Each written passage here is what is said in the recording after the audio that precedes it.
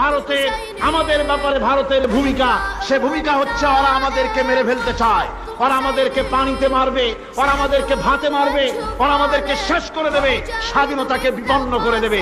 এজন্য আজ এই বিশাল জনসমুদ্রের কাছে প্রশ্ন করি, যদি প্রয়োজন হয় আমাদের চির দুশ্মন ভারতের বিরুদ্ধে যদি লড়াইয়ের প্রয়োজন হয়, তোমরা সবাই প্রস্তুত থাকবে।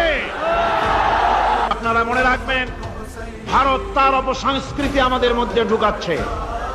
বাংলাদেশের মধ্যে মঙ্গল প্রদীপ দিয়ে অনুষ্ঠান শুরু হয়ে গিয়েছে, মঙ্গল প্রদীপ দিয়ে অনুষ্ঠান শুরু করা হচ্ছে। তারপরে নববর্ষ উদযাপনের জন্য হিন্দুয়ানি কায়দায় উদযাপন করা হচ্ছে।